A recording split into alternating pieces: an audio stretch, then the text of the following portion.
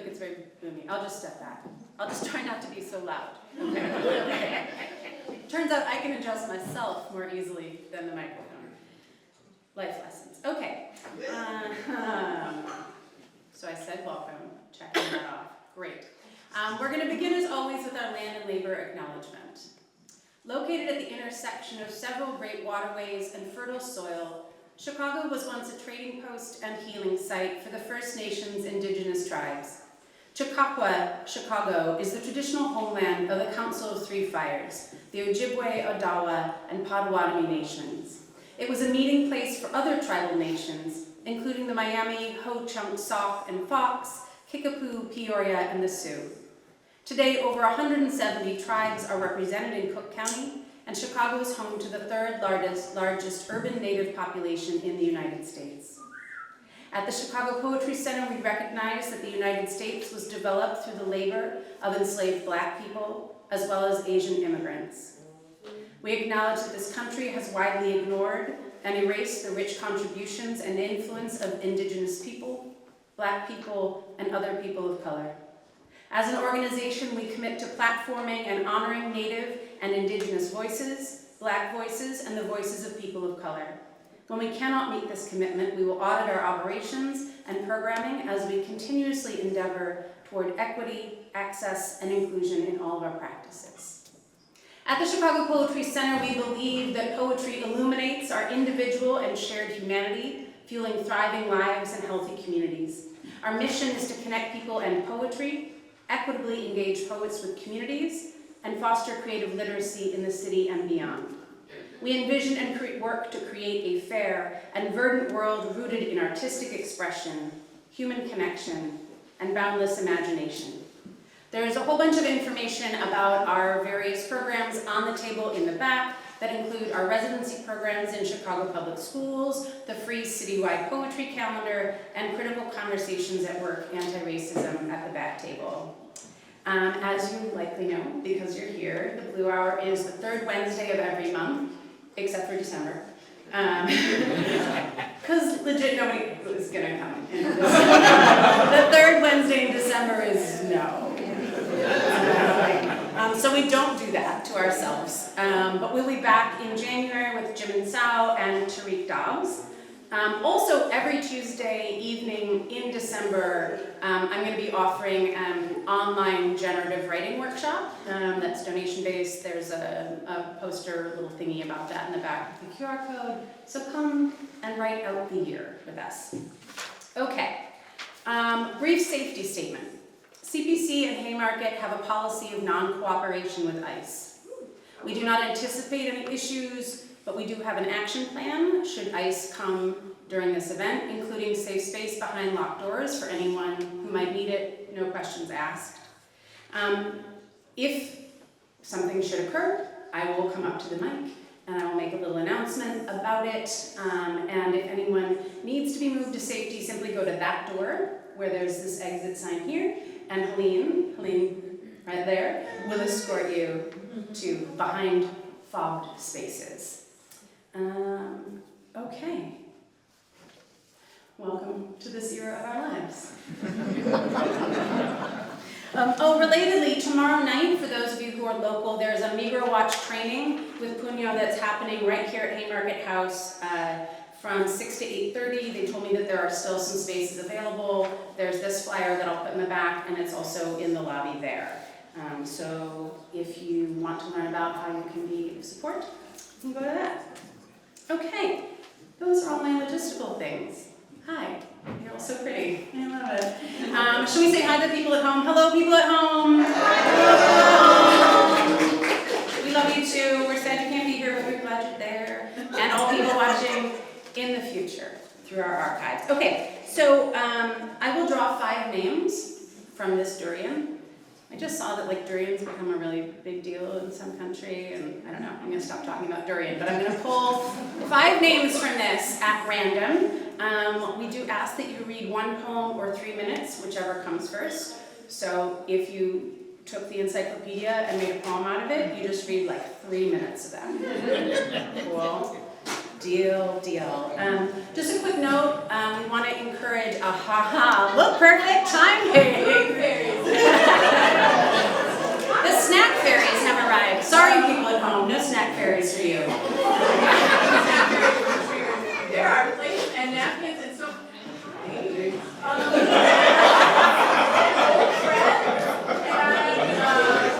so many things here, so please eat snacks. Yeah, so a couple quick notes about self-care, right? Like if you're hungry, please have some snacks. If you are thirsty, please go get some drinks in the back. Just do so respectfully to the people on the microphone. Always. Everyone's so excited about the snack part. All right. Well, this is going to be it. Okay, so we're actually going to keep the show going. So if you're going to get snacks, I'm just asking you to do it quietly.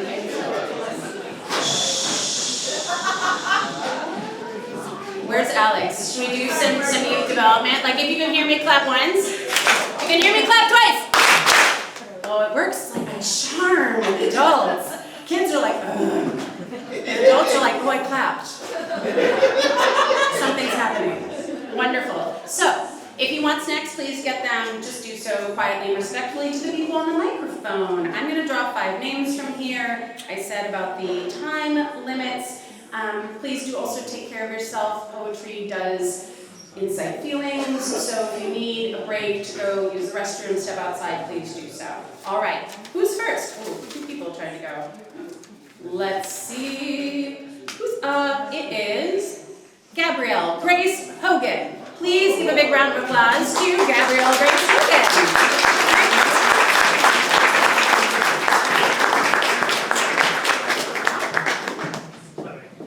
Hello, I put my name in there on a whim and I was like, I'm probably not going up, I don't gotta worry about it, so. That's always how it goes. Hello, I'm Stuart. This is my first Chicago poetry event. Alright, I'll read one poem and then I'll get out of your hair. This is called Preservation Method. It's in the car while my lover drives that I see it. The carriage horse on its side on Dallas asphalt. The cars stopped behind it, spilling concerned helpers who cannot help when it spasms like a fish on a butcher's steel table. I can't describe to you what was happening because I turned away, grateful, then ashamed for my gratitude, that I could turn away. My lover said nothing, then said, "Good thing the city's banning them in a couple of weeks." But I can only think that this horse can find no comfort in that. Her imprecise sighs stopped at the intersection, tangled in the reins, the carriage white and fluffy as a wedding cake. I wonder if the people it was carrying feel any guilt, or if they are the kind of people to say, it's complicated, when shown pictures of slaughter. And I wonder too, if I am unlike them, because my lover and I continue to the art museum, take pictures together in a room of salt, while this animal dies in the street, and we know she is dying, and we go off to take pictures together in a room of salt. Thank you.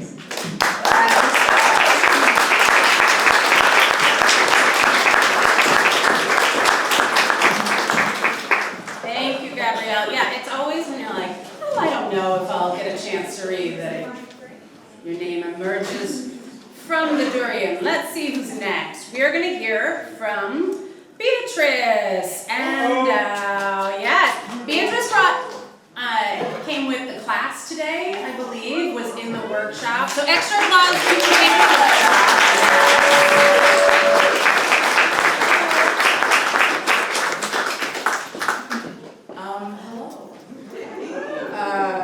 Well, I'm going to do what everyone should do and listen to my mother and only read the first half because it's not done. This poem is called Tidal Wave. It starts with a faraway rumble, an awareness of the air that raises the hair on my arms. Vibrations are all I know now. Sound is merely an echo to movement. And I can feel it in my bones, this knowing. before I ever see the water rising. Maybe the sun's just behind a cloud. It's easy to trick yourself the first time. After a while, you start to feel like certainty, a dead weight in your gut. No matter how desperately you try to plead with fate, it's coming. You start to lose things in the waiting. Patience goes first, gliding on gentle wings out of my reach. Desire is forgotten in favor of conservation. Every breath taken from my lungs leaving me fretting over how to ration the next. Rage splutters out, its roaring flames unable to withstand the rising winds. It's not like there's anyone to blame anyway. How many times have I died? My existence narrows to tumultuous waters and an endless shoreline. Grain by grain, day after day, I build sandcastles. Sometimes, if a faint echo of whimsy drifts over me on a salted breeze, I build little sand cottages. Too many times. I know they'll be destroyed when the wave hits. Every carefully made structure, every painstaking detail I etched into the still wet sand. A window, small, yes, but at least big enough to let in some light. I can feel the shadow of it descending on me like a weight. There's a moment before the wave breaks. One taunting, haunting moment when I can still see my carefully made sandcastle. Proof of my Sisyphusian obsession has yielded skillful results. Bracing for impact only works in cases of singular catastrophes. It doesn't matter how much you think you've prepared, how much you think things are different now. There is no escaping when you are both sea and shore.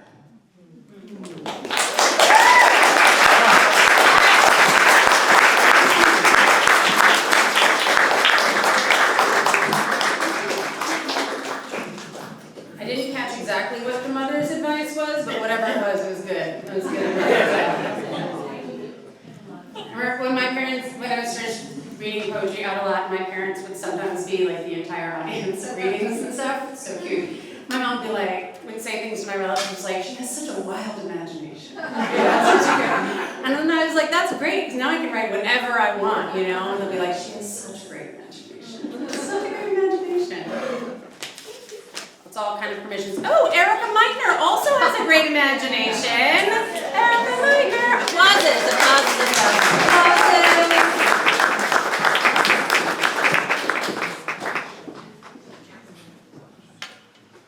I also was like, surely I won't get picked.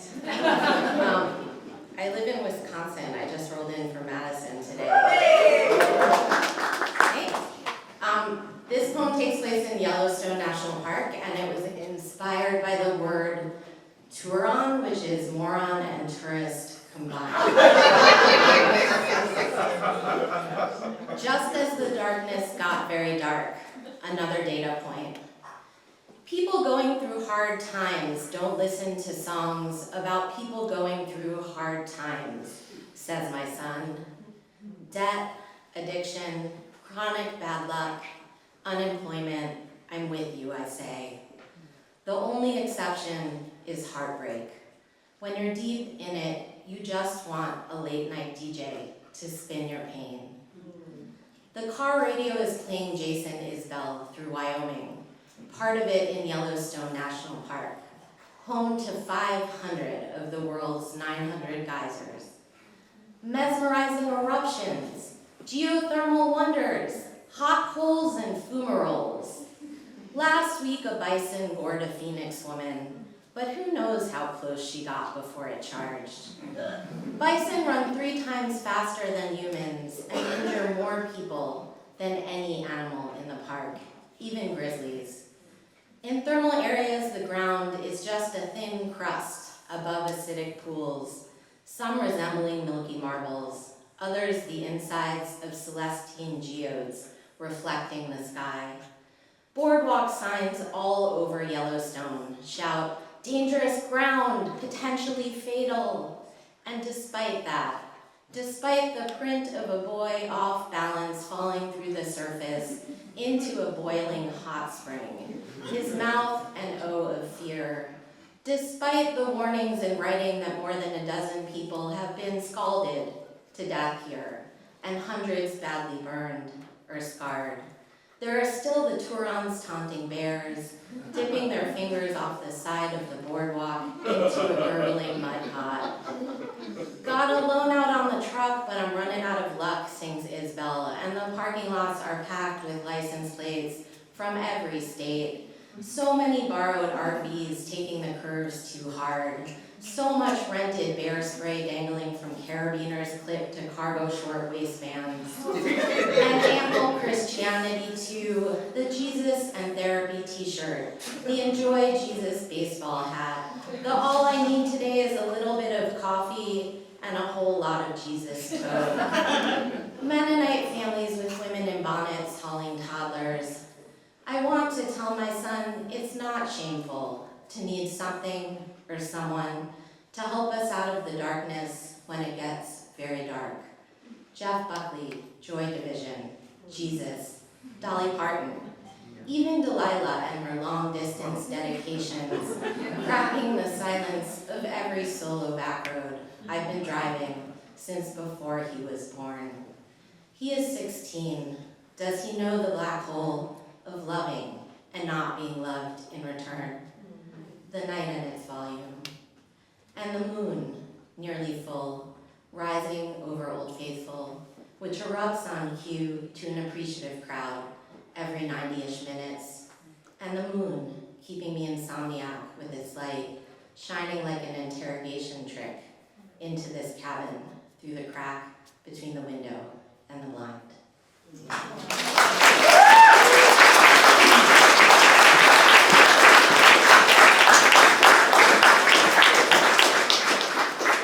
We love it when our Wisconsin neighbors drop in.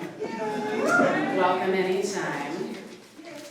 All right, next up, I want to make a quick announcement for those standing. If you want to sit, there are chairs. If you want to lurk, you can lurk. It's fine. Frankie Evanson. Frankie? Is this Frankie from Workshop? All right, you have to applaud extra loud for Frankie.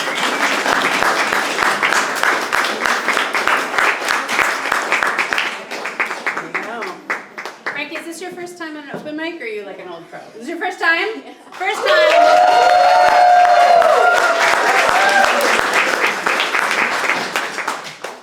So before I start, I do want to say there is a bit of self-harm in this. So if that may be triggering to you, I just want to let you know. Thank you. So this poem is called Depression. Depression is a confusing thing. You have no energy no matter how long you sleep, no hope no matter where you look. Hunger so intense but no energy to eat. So numb, yet such intense sadness. So irritable, yet such intense guilt. No will to live but not wanting to die. Giving up on your future and contemplating your past, your mistakes, missed opportunities, people lost. The need for people to know, but the way you can't talk. The mindset of, it's not that bad, taking over your brain. The thought of happiness so far, it seems unreachable. I've never thought you need energy to sleep, yet here we are. I want to be alone, but I want someone to hold me. I feel so flat, numb, senseless. I just want to feel something, even if it's painful. So I cut and I cut and I cut, watching the crimson drip down my arms. It's so addictive, the sensation of pain, the feel of the razors against my skin. I look for a reason to stop, but there are none, so I keep going. So I'll keep cutting, cut after cut after cut, until I bleed no longer. The tears stop coming and the blood stops flowing.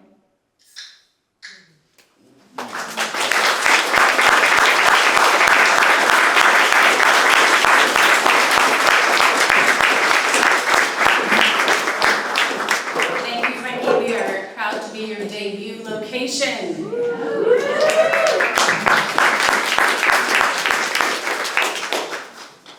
All right, who gets to close out the open mic? It is B. B like the insect, it says. B like the insect. Yes. Did B buzz off? Do we? Oh, there we are. Fantastic.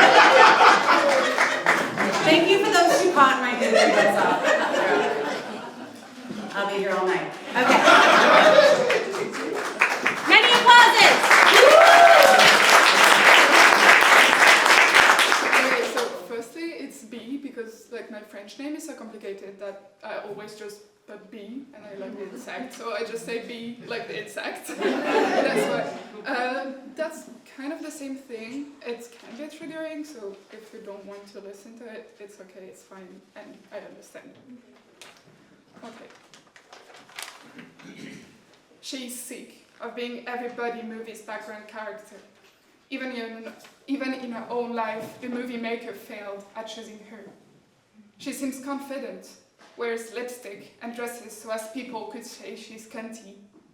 The truth is, when it comes to intimacy, she is from the ones that hit their body, but she will always be that after-sex girlie called buddy.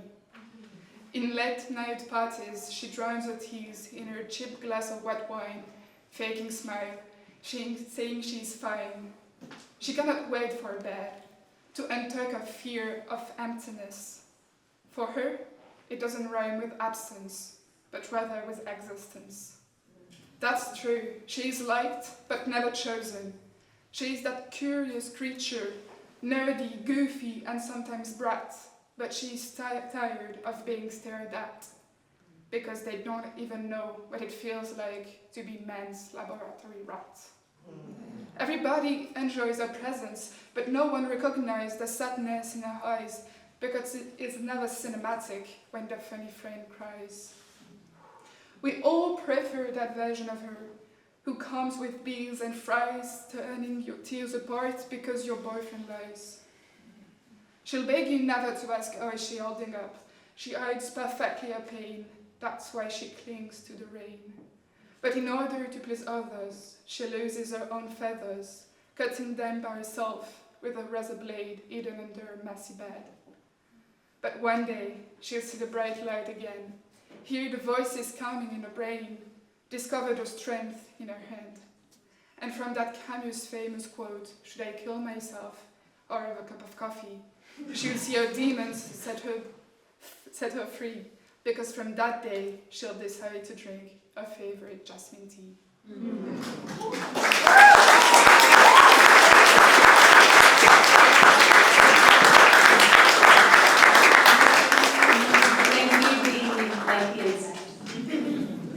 Big round of applause for everybody in our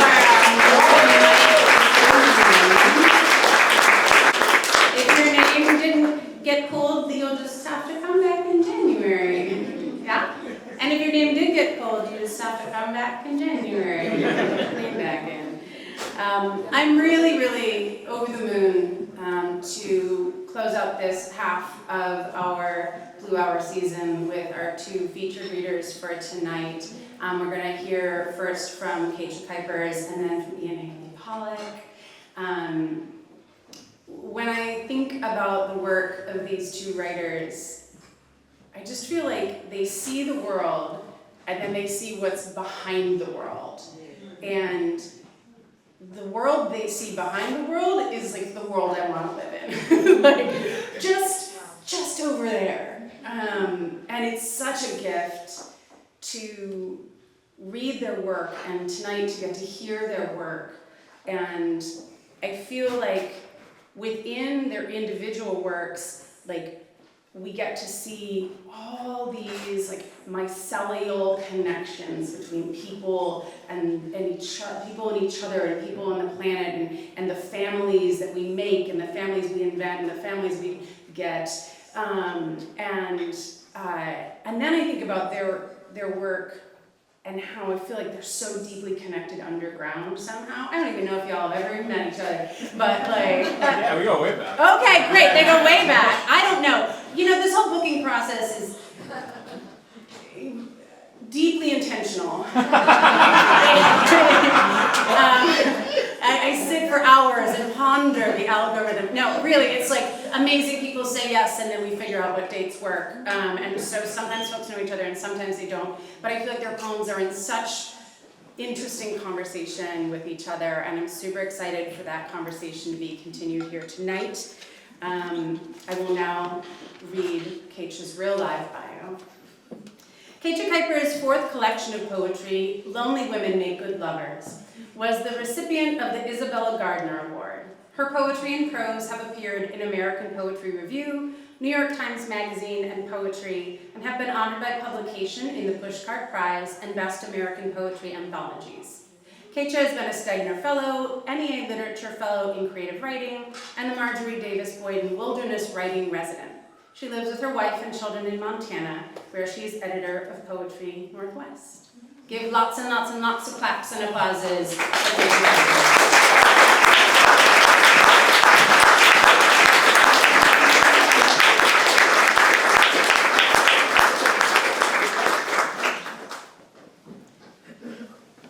Only women make good lovers, sings the man on the country station.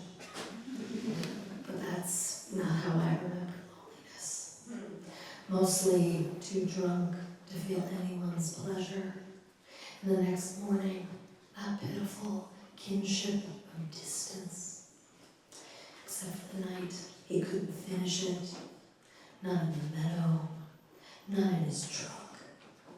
Until finally, we stumbled through the blue light of his shared living room, because at the least, he needed someplace to put my hunger to bed. In the morning, he thought to make the misadventure right, while I looked out the window, examining the scars on the glass. Bird shit, a feather, unbroken blue sky. The same way I look down at my hands now. Everything's so plain, even my pain, which I thought anyone could see.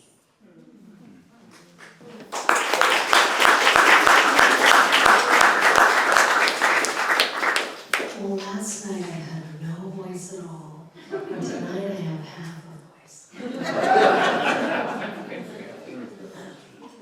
So, my apologies when the record skips. I'm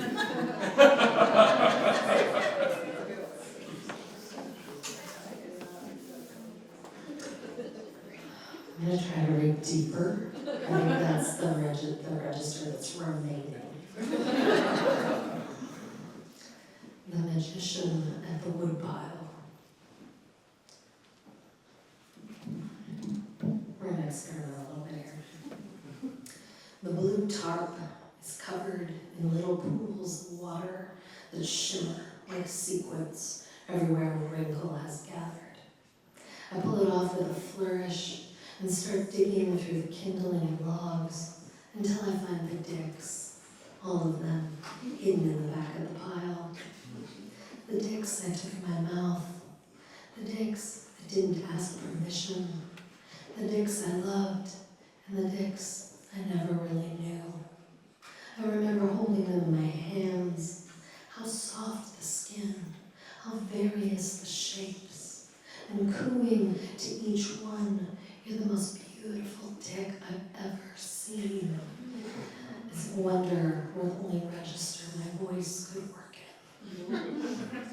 Now I stack the wood the way the dicks must have learned at camp, with the kindling at the bottom and the big logs on top. I add the dicks last, like a little pink crown of thorns.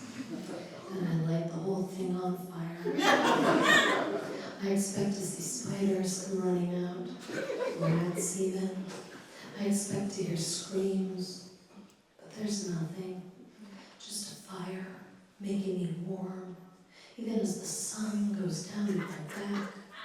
Everything but my face, suddenly in darkness, like I'm performing a magic trick. Like the magic trick is me.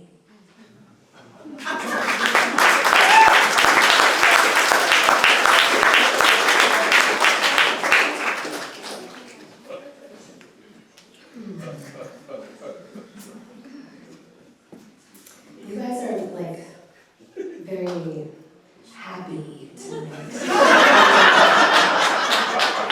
I'm looking at all these like very dark poems.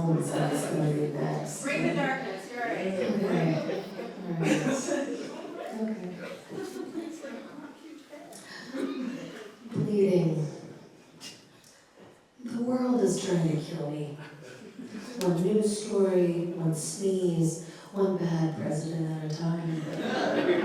And maybe I don't care anymore if I'm dead. That's what I used to think when she put her fingers inside me. I don't care if I die. It felt so good. She loved my body when it stank, when I hadn't showered or brushed my teeth.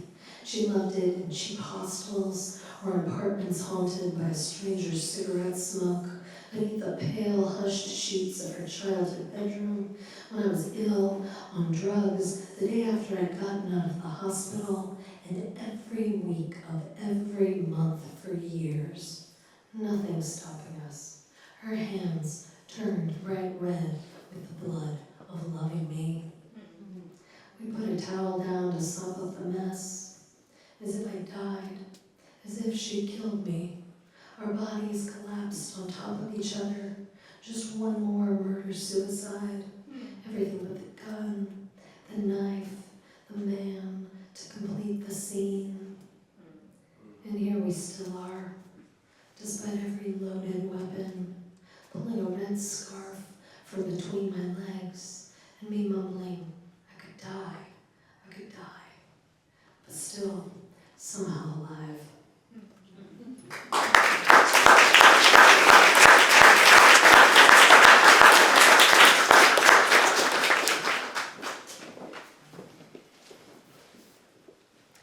I always worry when I read all these poems one after the other that it's like a very man-hating vibe. And I just want to say that I really did love all those dicks, and I cherish every one of them.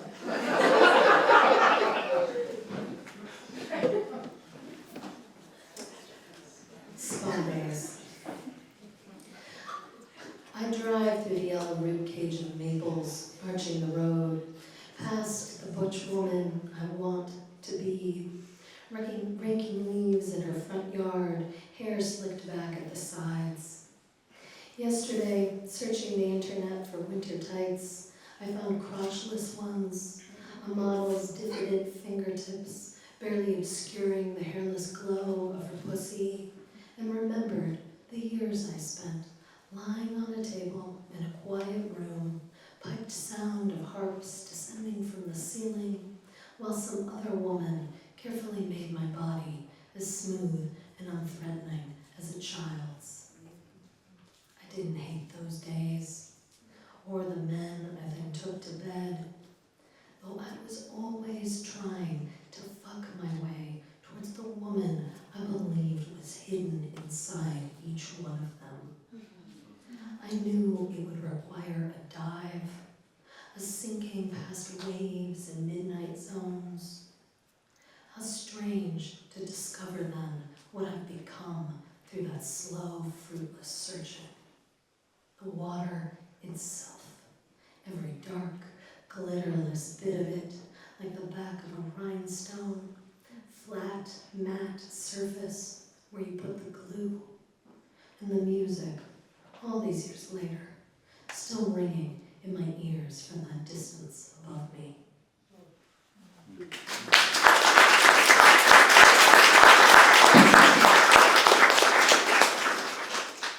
Ian, how long are we supposed to read for?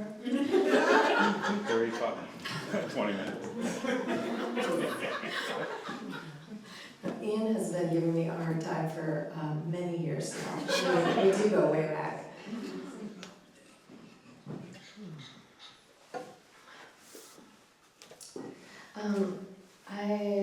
I lost my cousin Julie to the opioid epidemic a number of years ago, and I wrote a poem for her that was in my last book. And when I wrote that poem, I thought, well, that's my poem for Julie. I didn't really understand how loss worked then, that Julie, I'd be grieving Julie forever. Pregnant Girl Creek. There's a girl leaned back against the chains of the bridge, clutching her belly through the thin rayon of her dress, like it's covering the underside of the sun, while her friend tells her to tilt her head right or left for the photos she's taking with a phone, each turn making a stripe of pink bangs flash across the girl's face like the fan of a bird's fragile wing.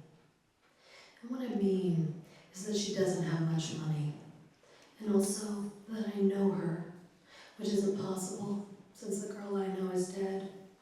Her children born and half grown already, nothing of her own shimmering left in this light-sieved moment but the memory of her sweetness, which was true as this creek is cold.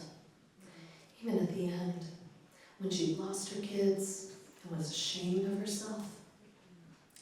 And I think about how careless people like to say that it doesn't cost anything to be kind, but that some of us know the truth, which is that the price of cracking yourself open to the world long enough to feel love for a stranger, which is the same as feeling love for yourself, is dear, so that it hurts more than a little to lean in as I pass by and spend it all on this girl, telling her how pretty those pictures are going to be.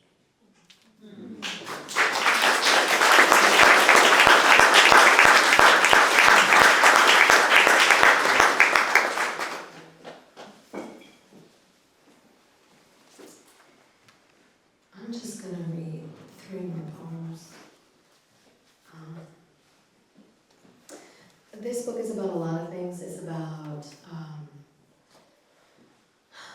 transformation and desire and shame and humility and compassion. But it's also about my wife. I think of this as my wife book. And she thinks that's hilarious since she's asleep in almost all of the poems.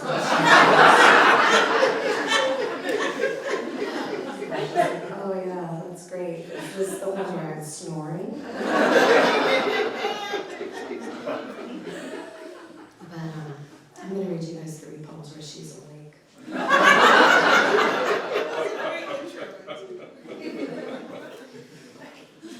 In the outdoor shower with my pregnant wife. The old frisbee from Burger Chef, once red but faded now, the pale pink of my wife's widening areolas, lies upturned beneath the saltwater drip of our sagging beach towels. This world is full of objects succumbing to the gentle ebb of decay, but her body, loosening breasts, blue-veined thighs, caught in a cascade of wet light as she turns beneath the showerhead senseless spray, is not one of them.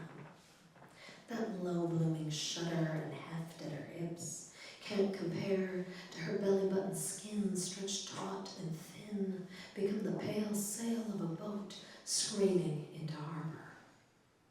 I am here to praise the way in which everything I have ever loved about her body is about to be ruined forever in the breaking open. Tonight the wind will come up, turn the towels on the line into fat bells, churn the waves into a froth, drag the sand out and leave it where our toes can't touch. In the morning, the ocean will return to its languid sheet, but the beach will be strewn with the wreckage. I want already the body scarred by stretch marks, the extra flap of skin to hang soft at her waist, the feet that will never again be quite so small. I want to worship the body after the storm, the one I'm imagining already as she unfolds the straps from her shoulders and peels the suit off, her skin covered in those minute and glittering fragments of shell some people insist on calling sand.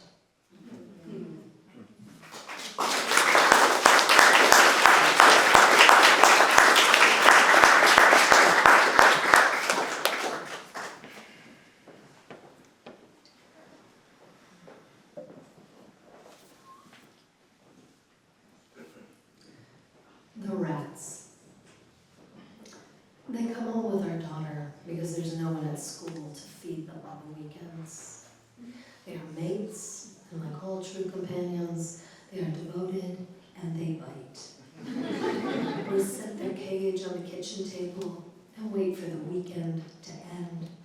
For our girl to fall asleep so we can talk about God while the rats lick the silver ball that delivers the water one drop at a time. There are so many points on which you and I disagree. The value of a clean counter, the purpose of parent-teacher conferences, what warrants a good cry, or calling you a name so cruel I make myself whisper it from between my teeth. God is the least of it. When I think I'm so angry I could hit you in the face, you turn yours to me with a look of disbelief. The rats, meanwhile, have turned up the volume. Tick, tick, says the silver ball as their teeth click against it. Thirsty as ever, thirstier still at night when the darkness wakes them. And during the day, when they're curled together in their flannel hammock, head to tail, two furry apostrophes possessing nothing but each other, paws pressed together as if in prayer. To what gods do they prostrate themselves then? God of fidelity? God of forgiveness? I lied when I said I didn't believe. Who, even me, the coldest of hearts, could turn away from a sea parted, bread that multiplies to answer need, water transformed to the sweetest wine, the kind that tastes better for each year it's been left in a barrel.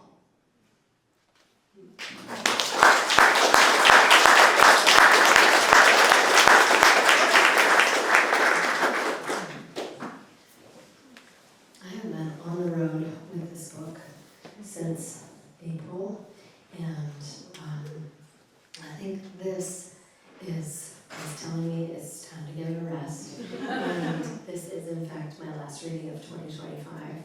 And I'm so glad to spend it with you guys, and then to go home tomorrow and make lasagna for my family and sleep a lot. I'm going to just read this last poem. Thanks so much for being here with me tonight. You guys are going to love Iain's poems.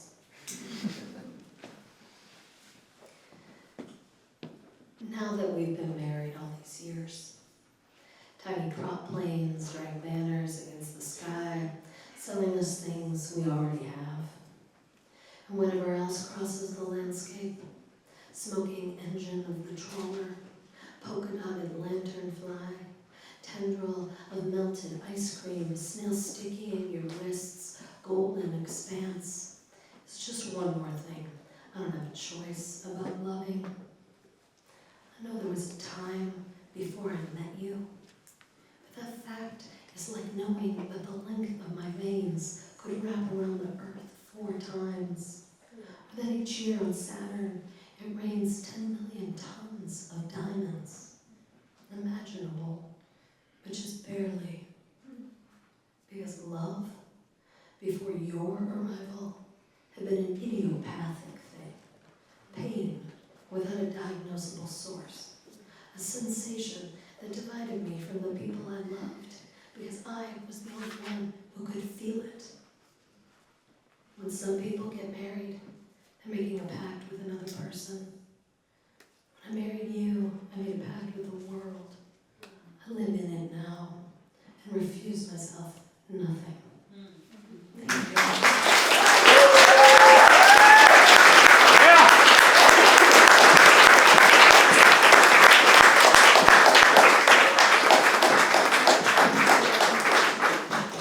Shall we breathe now? Shall we? All right. I've also been out on tour. I don't know that I've read in a more beautiful space than this. Can we get also, I'm going to make you applaud. I'm going to make you cheer a lot. Can we get a round of applause for the open mic reader? That was a fantastic open mic.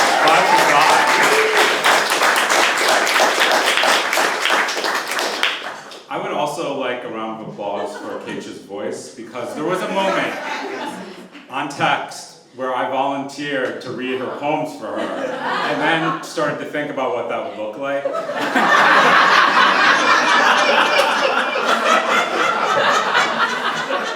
And was very glad this morning to find out that the voice said the truth. Yeah, we go way back. We went to rival colleges. Her college has a lot more poets than my college does, but it's good to read.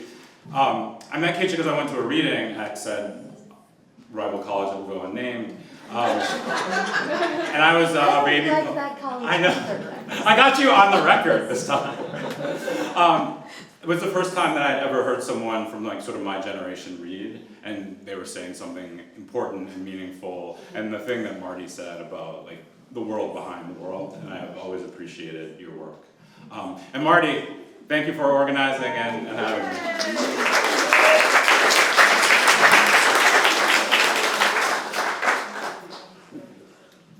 Selfhood among nationhood, mythic imperatives.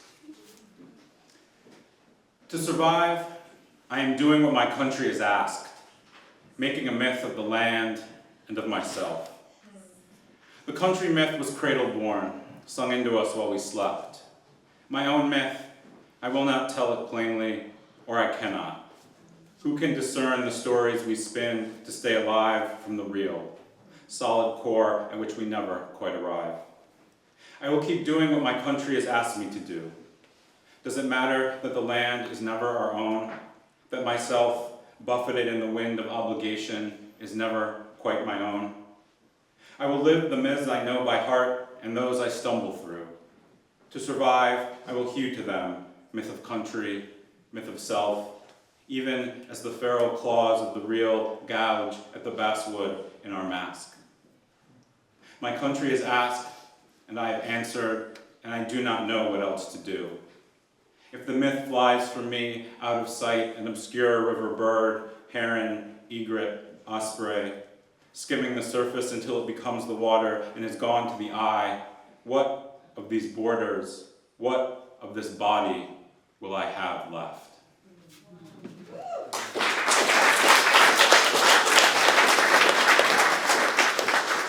I'm so thankful for the clapping between every poem. I have to usually evangelize for it, and it makes me feel, it feels really self-serving to say, like, clap for my poems, man! So I appreciate that y'all are in the practice of doing it. So as you heard, like, one thread in the book is about myth. I think that comes directly from my mother, who was a classics professor, but also made sure that I grew up with the myths and stories and legends that are important to Black American culture and West African culture that we brought here with us. She ended her career at Hamilton College in upstate New York, which sits over the town of Clinton, which comes up in the poems. There's a lot of Greek myths in here. I think if I've done it right, you'll be able to hang with it and understand the poem. There's one bit, I lived in Philadelphia for many years, and there's one bit of Philadelphia history that I think is important to the poem. It involves the MOVE organization, which was bombed by the city of Philadelphia in the 80s. They were in a standoff with the Philadelphia Police Department, who dropped an incendiary device on a row house in Philly and burned down the entire city block in the process. A Black mother's child considers his lost dream of immortality. Oh, this is a poem in 3 parts. You don't need to clap after every part. Having praised you for clapping, it made you applaud a lot. 1. What was she hoping I'd learn? What lessons when my mother, who taught Greek at the college on the hill, read their old stories to me? To be ready one night for hooded snakes to crawl into my cradle? To leave a trail of twine behind me as I walked the labyrinthian corridors of my country? Not to raise the wrong sail whenever I came home to her, not to dive as the swan and plummet into a woman bathing in the seclusion of high reeds, not to be the shock and awe of white wings. For me, though, the truth in the myth was this: power transforms into life, and life forever.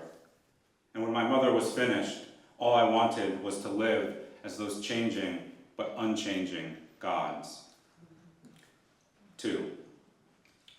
The white man who taught me Greek hated me. He thought I was lazy. I admit that I often slept through his morning class, often stumbled through his translations as a bore through deep sudden snow.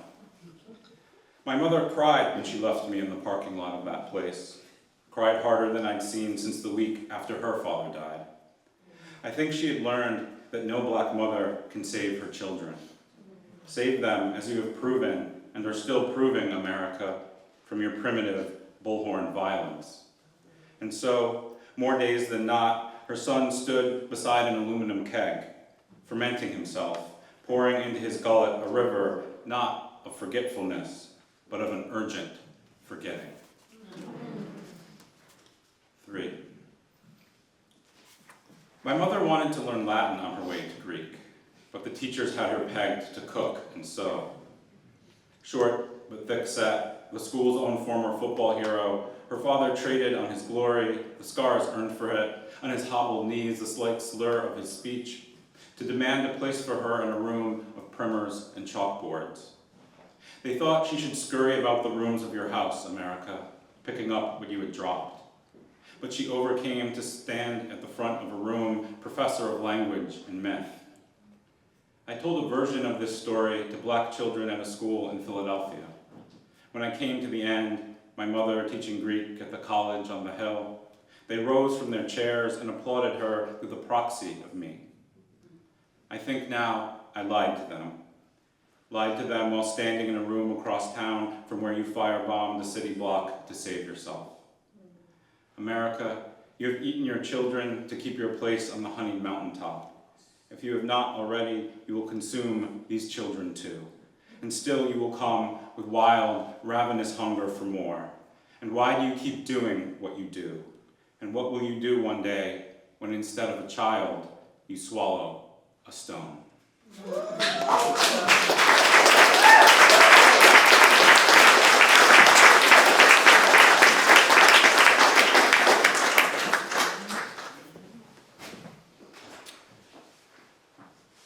I often write poems on a little bit of a lag time, so 5 years, 10 years, 15 years.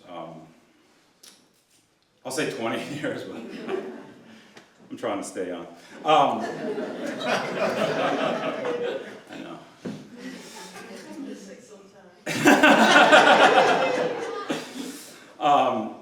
But I also think that one function of a poet is to be a record keeper, right? And so I think it's incumbent on me sometimes to write about what happens in the world around me. And I felt particularly, this book came into being in that crucible summer of 2020. And so I felt moved to write about George Floyd's murder, and it's in conversation with a story that my mother told me about her father, my grandfather.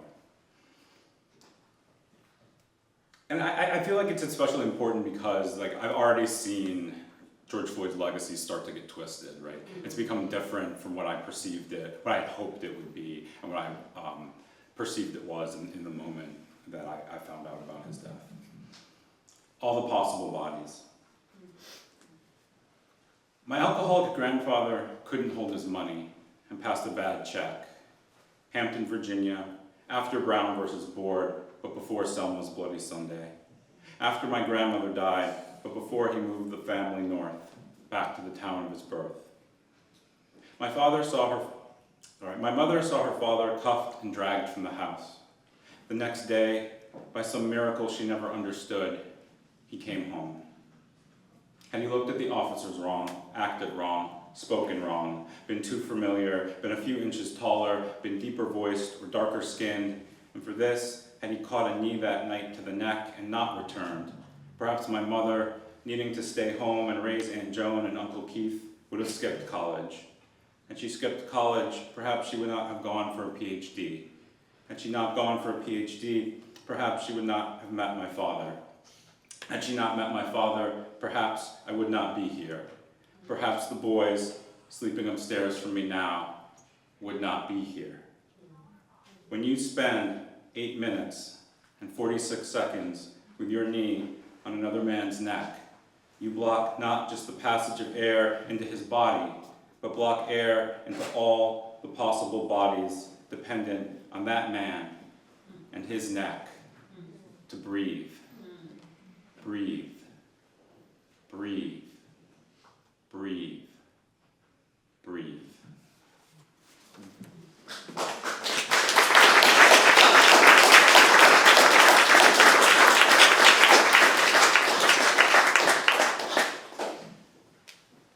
This next poem is ekphrastic, so it's in conversation with a piece of visual art, and it's part of a series that Ken Gonzalez-Day made where he would take photographs of lynchings and then remove the lynching victim, the murder victim. So you're only left with the scenery and the perpetrators of the crime or the audience for the crime. Deep down, every sinner. The subject of the dream is the dreamer. Toni Morrison. The night and the tree were always and never about us.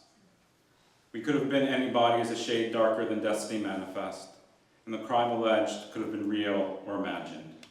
The rape by the muddy riverbank, or the phantom wolf whistle, the glance seen to linger like a stain no washing scrubs out. Death came long before our neck bones snapped like so much deadfall beneath a boot's heel, long before the rope's rough sissel collapsed our windpipes. The precise moment of our dying was the hour they turned our dark bodies into sign and signifier for the savage instinct and base desire they dreamed lurking at the center of them. You see it best when we let force of habit take over and leave ourselves invisible. With us gone, all that exists beyond the bare, singular trunk of the hanging tree is the vacuous night sky, starless in the camera's gaze. You see it too in them who gathered to watch us made human effigy of the breached commandments they could not confess. How many of them look back toward the camera? Deep down, every sinner wants his sin seen. We did not need to be there for this laying bare, but we were, indelibly. The fiction could not happen without us, nor waking from fiction into the delusional sunlight of their daily lives. We were there. We are here, real and imagined, as the creaking of boughs under an unseen weight, under a wind unseen, but felt along the creased and nervous terrain of the skin.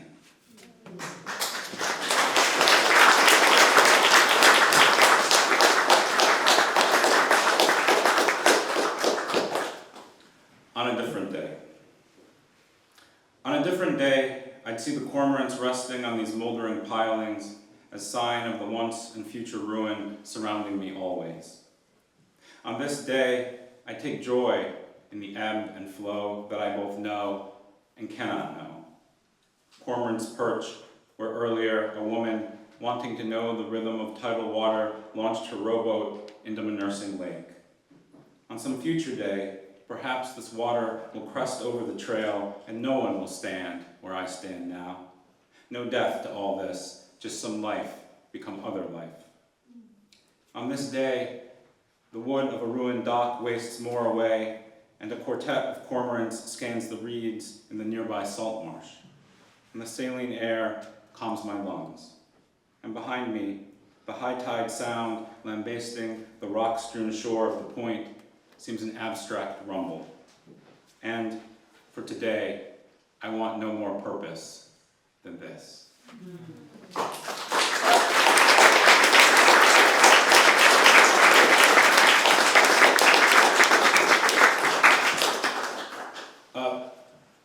There's a convention, I think it's a convention, I don't know, that you read only from your book in the first year that it's out. But I wanted to break that convention because I'm staying with a dear childhood friend whom I haven't seen in many years. I haven't been out to Chicago in over a decade. So I wrote a poem about a shared experience in my second book. Haven't had a chance to read it for him, so I hope you'll indulge me. I did change the name to protect the guilty. Constellations of our own making. The three of us would sit on the floating dock, the wake of night boats slapping on barrels and sodden wood, and shout to girls somewhere in the darkness across the lake.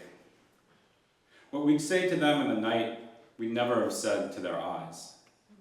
When no girls were in earshot, the Holmes brothers and I would look skyward for the dog star, or gamble on who could count the most satellites, or trace fingers between points of light and give lewd name to constellations of our own making. One night, a canoe full of girls pulled within 20 yards of the dock. Sweet high voices called to us, beckoned us to swim out from our berth and to them. We stood mute a moment, looked back and forth between us, then fled, howling and barefoot over exposed tree roots, up the trail to the A-frame camp house. Within the hour, we were asleep in our hiding spots. Come sunrise and the morning's glassy calm, we bragged that our slick talk had lured the canoe across the lake and toward us. Until called for breakfast, we fit binoculars over our eyes, scanned Brantingham's near and far shore, but saw not one moving body. The girls, if they had ever existed, were gone.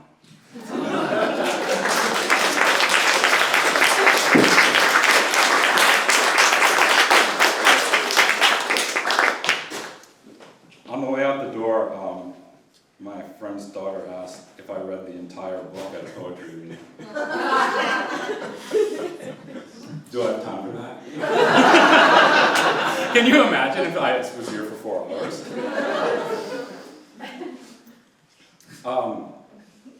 I was a high school and middle school English teacher in a former life, and especially towards the end of it, I really thought a lot about my security in that profession as a teacher teaching in America.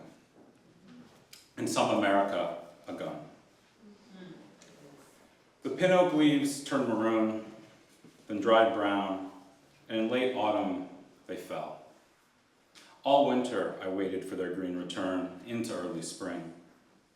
They are green now, outside the window on the classroom's south wall, greener for the day's clear blue scrim of sky. Through the east wall's window, opened amid spring heat, I can hear the younger children screeching on the playing field up the hill. Yesterday, today, tomorrow, in some America, a gun in a child's hand has killed, is killing, will kill other children. Yesterday, the killed children were the age of my youngest child. Today, they're the age of my oldest. How old will they be tomorrow? I imagine their eyes, late autumn, winter, early spring, dilated with fear, or narrow with no capacity to understand. The killer's mind, a hailstorm of anger and confusion. I cannot imagine it. I am sitting in a classroom. The pin oak outside the window has come back to green. The gun in the child's hand killed teachers too. This, a teacher's job, yesterday, today, tomorrow, in some America, to die wrapped in our children. Late autumn, winter, early spring, teachers dead among our children. In some America, the killer, the gun, in the doorway to her classroom, a teacher, below windows hung with their wild art, under their small desks, children. How old will they be tomorrow?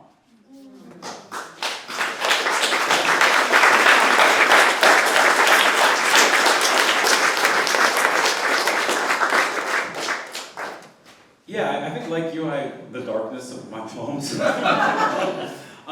But it doesn't get to me, but I think that there's a balance to be struck, right? I'm increasingly thinking of it as like a problem of poetics, is there's a part of me that my friends know that is very joyful, likes to play pickup basketball, dances, stays up too late, talks shit about everything, meaningless things. And that part of me doesn't like get into the poems as much. So I wanted to bring some of the joy that I feel into the poems this time around. And I really tried. I got two. I got two. But I also wanted I think it's, when you're writing happy poems, there has to be that balance between like what is still hard and fraught and difficult, and what is joyful, for the joy to seem authentic. So I tried to do that. The first one's a graduation poem. I love a rowdy graduation. Not all the schools where I taught loved rowdy graduations, but I love even more when they tell you not to cheer and you cheer anyway. That's my favorite. Happened for me. Yeah, exactly. Happened for me, so I've always appreciated it. Frequency and amplitude, the child sing. I have known this volume in my life. I am fluent in it. They heard the man when he instructed the crowd to please hold your applause until all graduates have crossed the stage. They, mothers, sisters, aunties, cousins, ignored him. Willfully. Their child, on top of the usual high school bullshit, homework and hormones, dealt every day with barbed wire eyes policing their every movement through the hallways. Should the child be here? Is the child smart enough? If smart enough, quiet and disciplined enough, humble and low enough, look you in the eye and say hello enough. Every day, the child dodged rubber erasers aimed at her silhouette. Every day, the mockery of skin, of lips and nose, of the body's contours where it rounds the hips. And a history of hair stories, box braids or locks every day pulled on as if the lead chain to a coffle. Bow your head and walk this way. Their child. They heard please hold and were loud nevertheless. Erupted, rattled the rafters, shook the white man portraits lining the wall into the auditorium. They did what all of us should do. Send up everyday praise for the child. Sing the child's survival every day. Every day act a fool until the child is all grin and teeth and shaking a head in mock embarrassment that is an acknowledgement of love. An acknowledgement that whatever broken glass is set into the next wall to be scaled, when the child's name is called, there will always and every day be a loudness from the back. Joy and bulwark against ruin. Joy and bulwark against rack.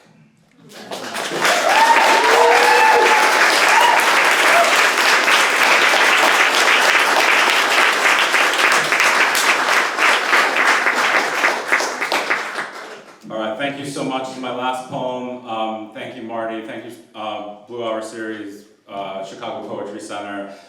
Thank you to all of you. Only Philadelphia can rival your energy. I can't sell out my town. This poem has a French title. I don't speak French. Poets, I can't escape the pretension of poets. It's about dance, so I feel like I get a little leeway. If you know French, oh, you're French. I'm really sorry. You want to read it for me? Yeah, please.